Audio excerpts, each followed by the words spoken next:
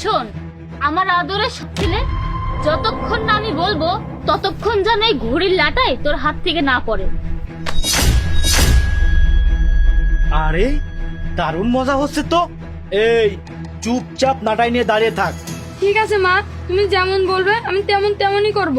আচ্ছা ঠিক আছে, আমি যতক্ষণ না বলবো এখান থেকে সরার চেষ্টাও করবি না। আচ্ছা বেবি, এবার আমরা মজা করে ঘুড়ি উড়াতে পারবো, আমাদের আর কেউ বিরক্ত করবে না। আচ্ছা, আমরা যে এগুলো করছি, ওর বাবা যদি এখন চলে আসে তখন কি হবে? আরে তুমি এত টেনশন কেন করছো? সকালে ওর বাবার সাথে আমার কথা হয়েছে। প্রথমত আসার কথা ছিলই, কিন্তু 15ই আগস্টের জন্য ছুটিটা ক্যান্সেল হয়ে গেছে। এবার তো একেবারে সামনের মাসে আসবে, তাই তুমি টেনশন না করে আসো, আমরা দুজনে মিলে ঘুরিয়ে উড়াই। আচ্ছা ঠিক আছে, যতদিন না ওর বাবা আসে ততদিনের সুযোগ নেই।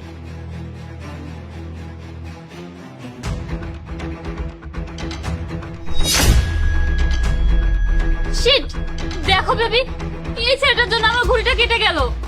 তোকে একটা কাজ দিয়েছি, তাও তো ঠিক মতো করতে পারলি না। আহ! উহ! উহ! বেবি, আমার অনেক পানি পিপাসা পেয়েছে, ওকে একটু পানি আনতে বলো আমার জন্য। আবার দাঁড়ায় দাঁড়ায় আমার মুখে কি দেখছিস? যা, পানি নেই। বাবা, তুমি এখন বাসায় কিভাবে? বাবা, তুই ঠিক আছিস তো? আর কি হচ্ছিল ছাদের উপরে? বাবা, আমি তোমাকে কি বলবো, যখন থেকে তুমি ডিউটিতে জয়েন করেছো তখন থেকে মা আমার উপরে অনেক অত্যাচার করে। তাছাড়া তার আর তার বয়ফ্রেন্ডের পাও আমাকে দিয়ে টিপায়। তাহলে তোর পড়াশোনার কি হচ্ছে? সেসব তো অনেক আগে বাদ দিয়ে দিয়েছে। সারাদিন তো বাসার কাজের লোক বানিয়ে রেখেছে। সারাদিন খালি কাজ আর কাজ, কখনো বাসন মাজা, কখনো কাপড় কাচা, কখনো রান্না বান্না করা, কখনো ঘর মোছা, আর আমি সবসময় এগুলাই করি। এগুলো ছাড়া আমাকে আর কোনো কিছু করতে দেয় না। তুমি তো চলে গিয়েছো, আর এখানে আমার সব স্বপ্ন মাটিতে মিশে গিয়েছে। তোর সাথে এতদিন ধরে এত অত্যাচার হচ্ছে, তুই আমাকে আগে কেন জানাসনি? কিভাবে জানাতাম আমি? আমার তো ফোন নাই, আমাকে কোথাও যেতে দেয় না, আর আমার বন্ধুদের বাড়িতে আসতে দেয় না। আমার সবার সাথে যোগাযোগ বন্ধ করে দিয়েছে এরা। আমি কারোর সাথে কথা বলতে পারি না, শুধু বাড়িতে এক কর্নারে পড়ে থাকি। তুই আর কোনো চিন্তা করিস না বাবা, আমি চলে এসেছি। এখন আর তোকে কেউ ছুতেও পারবে না। তুই আমার সাথে চল, আমি ওদেরকে দেখাচ্ছি। এদিকে আয়। আরে ও এখনো পানি নিয়ে আসে না কেন? চলো তো গিয়ে দেখি। ওই দেখো, ওকে পানি আনতে বলেছিলাম আর ও এখানে বসে বসে আরাম করছে। এটা তো এখনই মজা দেখাচ্ছি।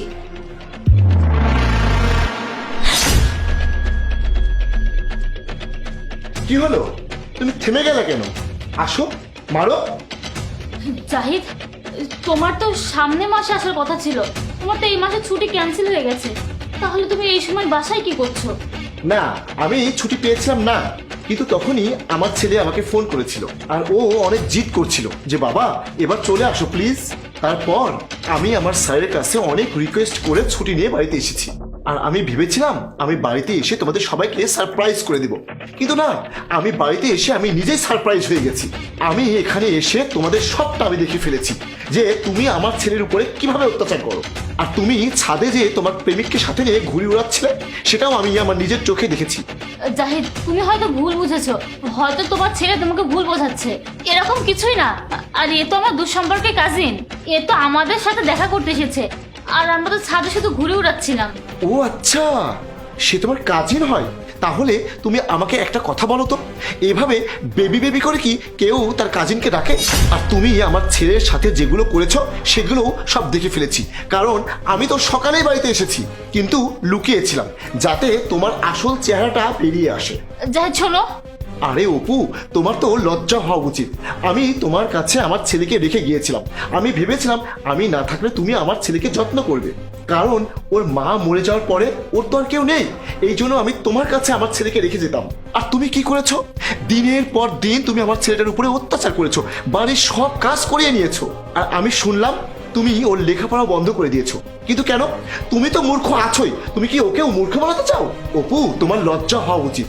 যদি এই কাজগুলো তোমার সাথে কেউ করতো তাহলে তোমার কেমন লাগতো? দেখো জাহিদ, আমি মানছি যে আমার অনেক বড় একটা ভুল হয়ে গেছে, কিন্তু প্লিজ আমাকে এবারের মতো মাফ করে দাও। এরপর থেকে এরকম ভুল আমি আর কখনোই করব না, আর আমি এর সাথে যোগাযোগ রাখবো না। দেখো জাহিদ, আমি তোমার পায়ে ধরছি। থামো, এসব নাটক বন্ধ করো। এসব নাটক করে না কোনো লাভ নেই। আজকে যদি আমি তোমাকে মাফ করে দিই তাহলে তোমার ভুলের জন্য তোমার সাহসটা আরো বেড়ে যাবে। আর তুমি তো ভালো করে জানো যে আমি একজন সেনাবাহিনীর লোক, আমাকে তো আবার বর্ডারে আমার ডিউটিতে ফিরে যেতে হবে, কাল যদি আমি আমার ডিউটিতে চলে যাই, তাহলে তুমি তো আবারও আমার ছেলের সাথে এমনটাই করবে। এমনকি কোনো গ্যারান্টি আছে যে তুমি আমার ছেলের যত্ন করবে? কি হলো বলো, চুপ কেন? থাক, তোমাদের সাথে আমি আর কেনই বা কথা বলবো? তোমাদের সাথে তো একেবারে আইনের দ্বারে যেয়ে কথা হবে। যাও, চলে যাও এখান থেকে এখন। জাহিদ, আমার কথা তো শোনো। আমি তোমাকে কি বললাম তুমি কি শুনতে পাওনি? আমি তোমাকে অনেকটা ভালোবাসতাম, তাই তোমার সাথে এখন পর্যন্ত সম্মানের সাথে কথা বলছি। তোমার গায়ে হাত তোলার আগে তুমি এখান থেকে চলে যাও। শোনো না। আমি বলছি চলে যাও এখান থেকে।